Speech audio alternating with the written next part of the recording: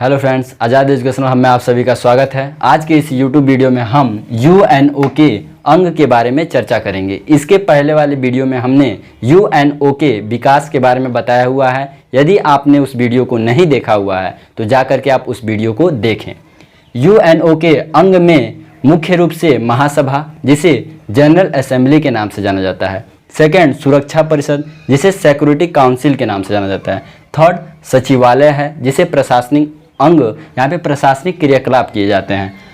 Fourth, अंतर्राष्ट्रीय न्यायालय, जहाँ पर अंतर्राष्ट्रीय मुद्दों को सुलझाया जाता है। इसके बाद से आपका आर्थिक और सामाजिक परिषद आता है, जहाँ पर आर्थिक और सामाजिक स्थिति में लोगों तथा समुदाय के बीच में समन्वय स्थापित किया जाता है। अगला, न्यायसिता परिषद या अथवा न्यास परिषद, जिसे ट्रस्टीशिप काउंसिल के नाम से जाना जाता है। वर्तमान समय में इसे स्थगित कर दिया गया है। तो चलिए हम पढ़ते हैं महासभा, जिसे इंग्लिश में जनरल असेंबली के नाम से जाना जाता है। इससे बनने वाले महत्वपूर्ण प्रश्नों को देखते हैं, जिसमें यदि आपसे पूछे महासभा में कुल सदस्यों की संख्या है तो आप बता सकते हैं महासभा में कुल सदस्य देशों की संख्या 193 है। आपको याद करने के लिए यह बता दें, जैसा कि आप सभी लोग जानते हैं यूएनओ में सदस्य देशों की संख्या 193 है। ठीक वही सदस्य देश यहाँ पर भी सदस्य हुए हैं, अर्थात यूएनओ में जो सदस्य हैं वही महासभा के भी सदस्य हैं। यहाँ पर प्रत्येक लोगों के पास ये अधिकार है कि वह इसमें वोट दे सकते हैं। यहाँ पर किसी भी प्रकार का भेदभाव नहीं किया जाता है। विकसित, विकासशील तथा अविकसित सभी देशों का वोट बराबर होता है। यहाँ पर America is equal to Bharat है, America is equal to Sri Lanka है, अर्थात कोई भी या फिर किसी भी महाद्वीप का देश क्यों ना हो, कितना भी गरीब देश क्यों ना हो, वहाँ पर सभी देशों का वोट एक बराबर माना जाता है। इसे विश्व की संसद भी कहते हैं।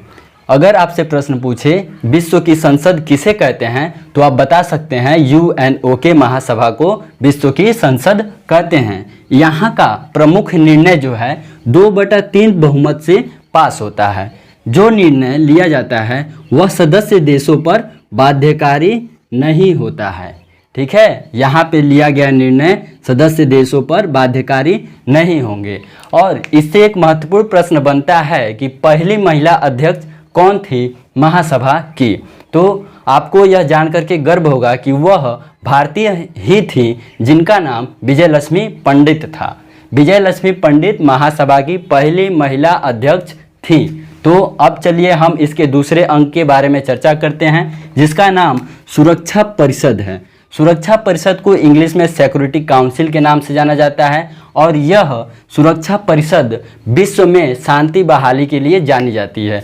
यह विश्व में युद्ध न हो इसके लिए रोकथाम के लिए उपाय तथा रणनीतियां बनाती हैं। इसके साथ साथ सुरक्षा परिषद को पुलिस मैन की उपाधि दी जाती है। अर्थात आपसे यदि प्रश्न में यह पूछ लिया जाए कि पुलिस मैन की उपाधि किसे दी जाती है तो आप बता सकते हैं यूएनओ का वह अंग जिसे हम सुरक्षा परिषद के नाम से जानते हैं, उसे पुलिस मैन की संज्ञा दी जाती है। इसमें सदस्य देशों की संख्या 15 है, जिसमें से 5 सदस्य देश अस्थायी हैं तथा 10 सदस्य देश अस्थायी हैं।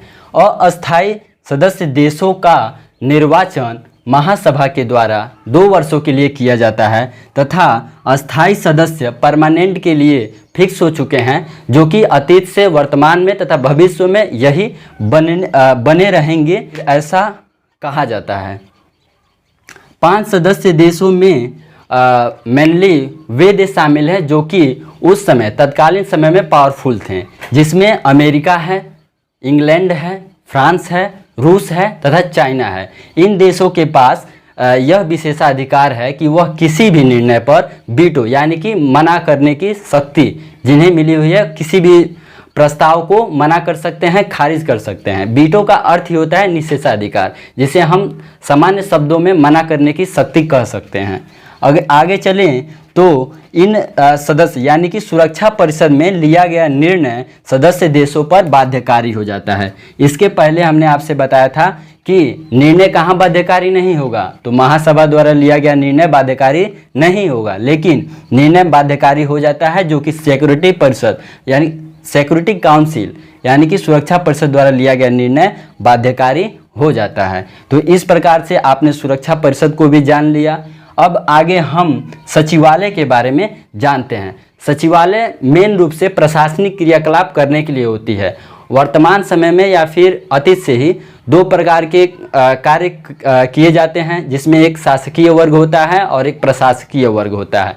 शासकीय वर्ग द्वारा शासन संबंधित यानी कि नीतियां बनाई जाती हैं और प्रशासनिक वर्ग द्वारा उस नीतियों का संचालन तथा यानी कि कागजी लेखा जोखा का कार्य सचिवालय के द्वारा किया जाता है, प्रशासक वर्ग के लोगों के द्वारा किया जाता है। महासभा द्वारा नीतियां तय की जाती हैं, उसके साथ साथ सचिवालय के द्वारा कागजी क्रियाकलाप किए जाते हैं। महासचिव तथा अन्य सदस्य इसके सदस्य होते हैं। महासचिव की नियुक्ति कैसे होती है, तो महासचिव की नियुक्ति सिक्योरिटी काउंसिल की सलाह पर 5 वर्षों के लिए की जाती है, जिसमें कुछ महत्वपूर्ण महासचिव बने हैं, जिसमें ट्रिगवेली हैं जो कि नॉर्वे के हैं। यह प्रथम महासचिव हैं जो कि सचिवालय के महासचिव बने हुए हैं। सेकंड एंटोनियो गुटेरस हैं जो पुर्तगाल के हैं, यह वर्तमान में महासचिव हैं सचिवालय के। तीसरा डेग हैमरशोल्ड जिन्हें नोबेल पुरस्कार मिला हुआ है, ये महासचिव मरणोपरांत नोबेल पुरस्कार प्राप्त किए हुए हैं। कोफी अन्नान ये महासचिव घना के हैं जिन्हें नोबेल पुरस्कार मिला हुआ है इनके पद पे रहने के दौरान ही। इसके बाद से हम यह भी कह सकते हैं कि कोफी अन्नान एक ऐसे महासचिव हैं जो लगातार 2 बार सचिवालय के महासचिव के रूप में चुने गए हैं। इनके साथ साथ एक और बड़ा नाम आता है महासचिव का, जिनका नाम वान की मून है, वह भी लगातार 2 बार महासचिव रहे हैं सचिवालय के। तो आप सभी ने सचिवालय से संबंधित प्रश्नों को जान लिया हुआ है। सचिवालय में लेखा जोखा संबंधित कार्य किया जाता है। इस प्रकार से इससे बनने वाले महत्वपूर्ण प्रश्न निम्नलिखित हैं। आगे चलते हैं हम अंतर्राष्ट्रीय न्यायालय की तरफ। अंतर्राष्ट्रीय न्यायालय, यहाँ पर अंतर्राष्ट्रीय मुद्दों को सुलझाया जाता है, निपटाया जाता है। इसका मुख्यालय हैग में है। इन सभी का मुख्यालय आपसे हमने इसलिए चर्चा नहीं किया क्योंकि हम चाह रहे थे कि हैग यानी कि अंतर्राष्ट्रीय न्यायालय के मुख्यालय को बताएं, उसके बाद से इनके मुख्यालय को हम समझाएं, क्योंकि लिखे हुए सभी अंगों का मुख्यालय एक ही जगह है, न्यूयॉर्क में। न्यूयॉर्क में केवल एक ही अंग ऐसा है जिसका मुख्यालय हैग में है।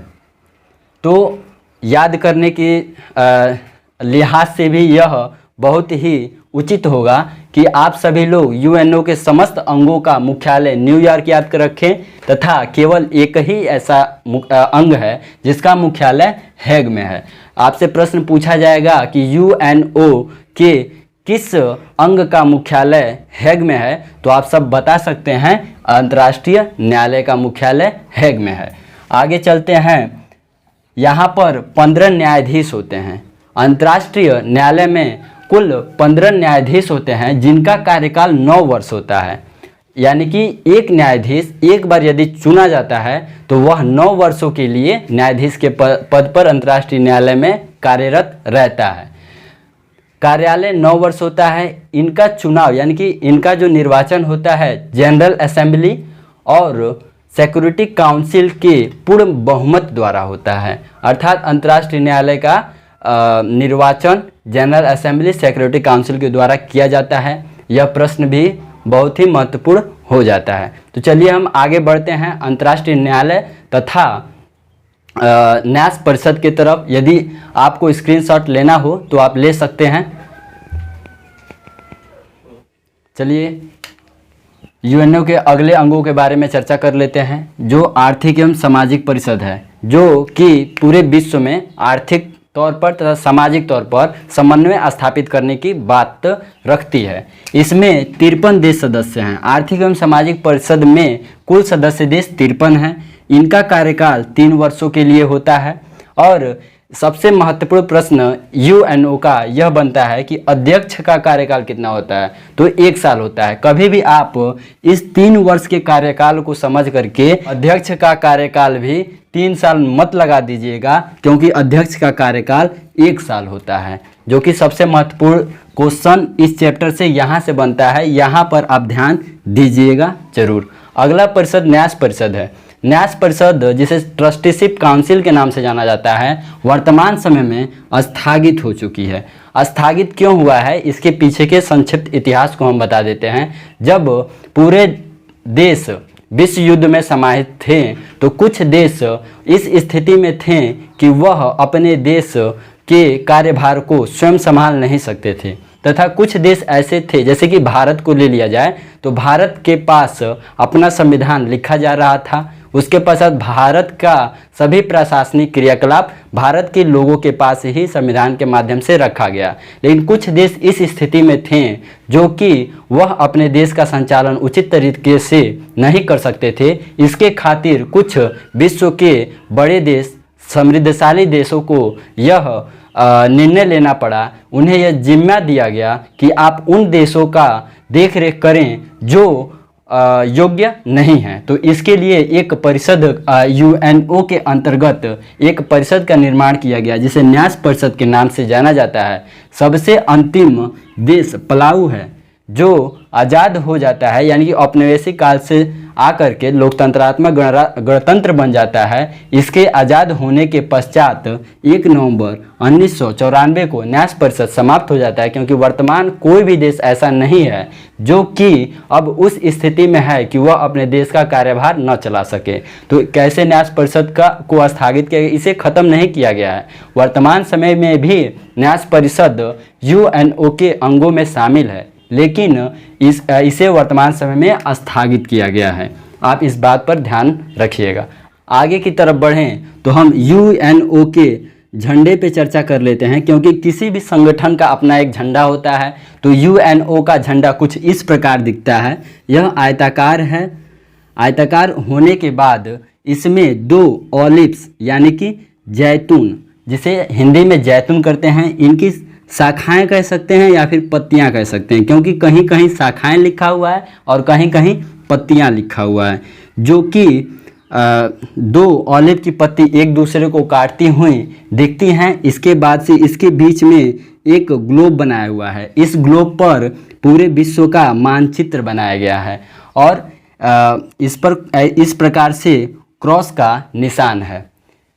यह झंडा यूएनओ को प्रदर्शित करती है। इस झंडे में बनाया गया यह जैतून की पत्तियां शांति का प्रतीक हैं तथा शांति का प्रतीक हैं, और इसके ग्लोब के अंदर पूरे देश को सफ़ेद कलर से बनाया गया है, जो कि यह दर्शाता है कि पूरे वैश्विक तौर पर शांति यूएनओ का विचार है।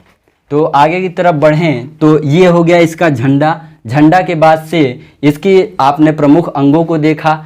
झंडा हो गया, अंग हो गया।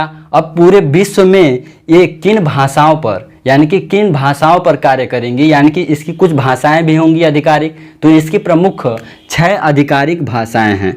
6 आधिकारिक भाषाएं हैं। 6 आधिकारिक भाषाओं में 2 भाषाएं इनकी ऐसी हैं जिनके माध्यम से ऑफिशियल कार्य आयोजित होता है। ऑफिशियल कार्य आयोजित होता है। इसकी 6 आधिकारिक भाषाएं हैं, जिसे आप लोग नोट कर लीजिए, क्योंकि यह जीके प्रश्नों में पूछा जाता है। इसमें शामिल हैं अरबी, चाइनीज, इंग्लिश, फ्रेंच, स्पेनिश तथा रसियन। यही इनकी 6 आधिकारिक भाषाएं हैं तथा इनका जो प्रशासनिक कार्य है, यानी कि ऑफिशियल वर्क है, वह 2 भाषाओं में आयोजित होती हैं। यह महत्वपूर्ण है, जो कि इंग्लिश है तथा फ्रेंच है। इन 2 भाषाओं में इनका प्रशासनिक कार्य यानी कि ऑफिशियल वर्क आयोजित होता है, यानी कि कार्यालय का कार्य आयोजित होता है। धन्यवाद। यदि आपको यह वीडियो अच्छा लगा होगा तो इस वीडियो को लाइक करें, शेयर करें तथा चैनल को सब्सक्राइब करें।